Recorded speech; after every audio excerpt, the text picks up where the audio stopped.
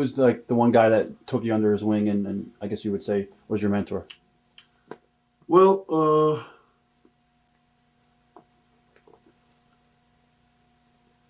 at the time, like when I got to Atlanta, I mean, we had guys like Randy Macho Man Savage was there, Don Cornoodle,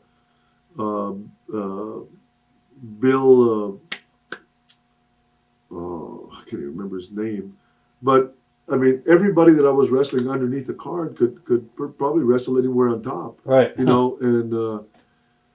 one thing about when you become a wrestler, you have to humble yourself and you have to, like kiss a little bit of butt, to get these guys to help you. Because if they thought you were a smart ass, that, they didn't have no reason to help you, Right. But if they thought that you were sincere and you were humble and you really wanted help, uh, and I was sincere and I was humble and I politely asked them to please watch my match and tell me what, I always wanted constructive criticism, and you get to a point where constructive criticism is kind of hard, but, when somebody's giving you constructive criticism, they're trying to help you. I guess what are some of your early memories of your first matches?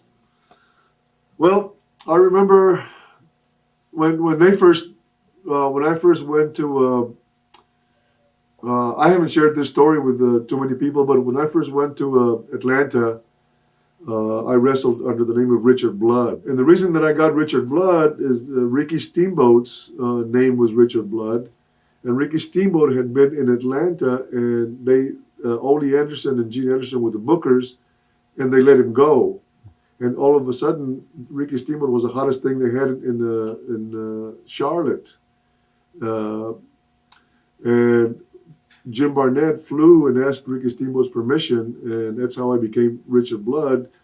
And they told me that I was going to be working on top. Well, when I got to Atlanta, I had only had about 4 matches, so I knew that there's no way that I was ready to work on top.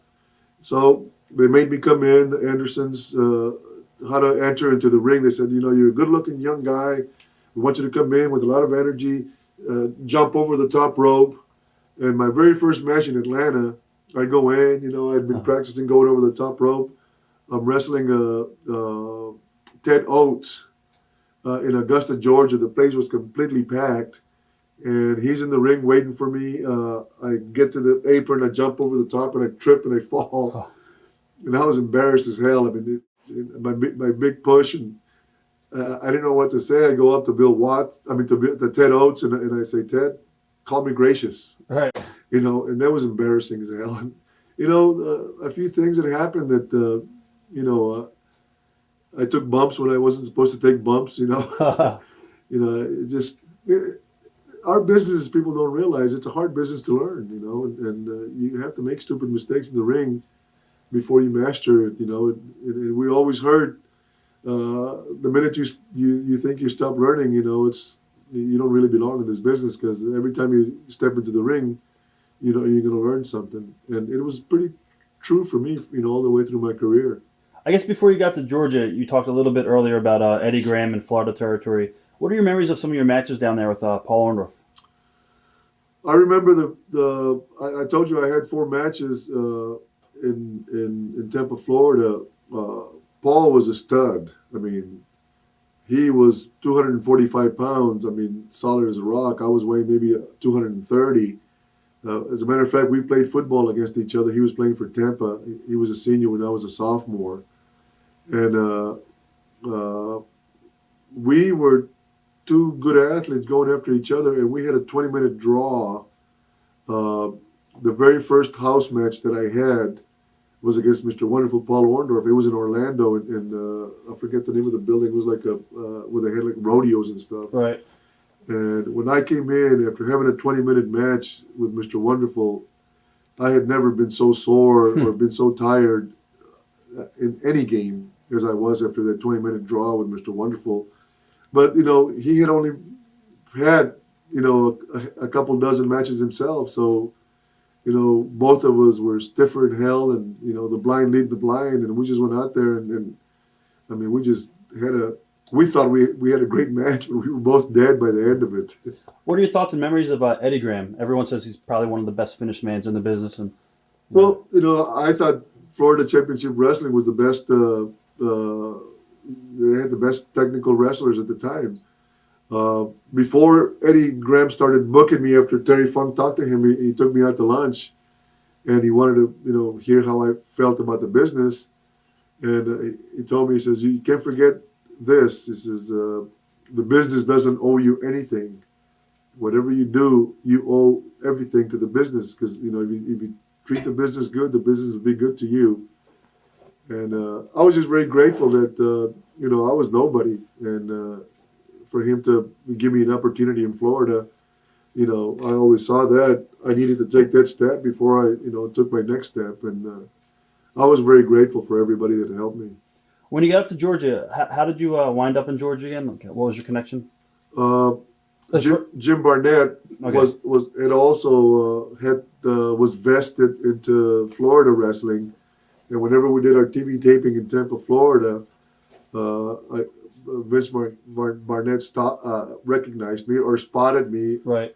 and he told Tom Ernesto, who was the booker in Florida at the time, that he wanted me to go to Atlanta, and that's how I ended up going to Atlanta.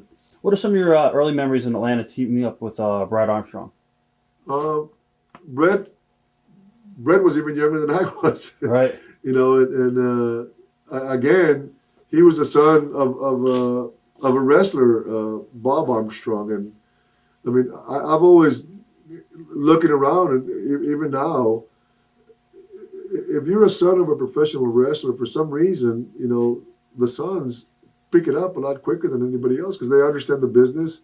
And I would imagine, my sons have no desire to be in wrestling, but even though they don't have any desire, I talk psychology to my kids about the business. Right. So you grow up knowing the psychology of the business before you even have a match, and it's easily understood. It's professional wrestling is really pretty simple. It's a basic formula that I try to teach some of the guys that I go up against now. Which now it's a lot harder because you don't have the definite baby face and the definite heel. But back then, the baby face always out wrestled the heel. The heel had to cheat to stop the guy and got some heat. Then the baby face made a comeback and you went home. Right. Very, very basic. Well, when you keep hearing that, then you get into the ring. Well, you know that if you're a good guy, you're going to have the first 5 minutes of the match, regardless of what you do in between. And then the heel is going to get heat. And then when you make a big comeback, you make the big comeback and you go home. Right. You prepare the finish. I guess memories about Jim Barnett. Well, Jim Barnett was a fair guy. He was probably on national television, with Ted Turner before anybody else. He liked young wrestlers. I was very lucky and very happy that he took a liking to me because I would have to say that he gave me my first break. And then he brought another friend of mine that became good friends, Tommy Rich. Right. Brought him in just about the same time, and we ended up becoming roommates. And I mean, Tommy was wildfire, Right. in and out of the ring. I was going to ask you about Tommy. What was he like out of the ring? He was a wild man. He was a good man. Watch thousands of exclusive shoot interviews right now on TitleMatchNetwork.com.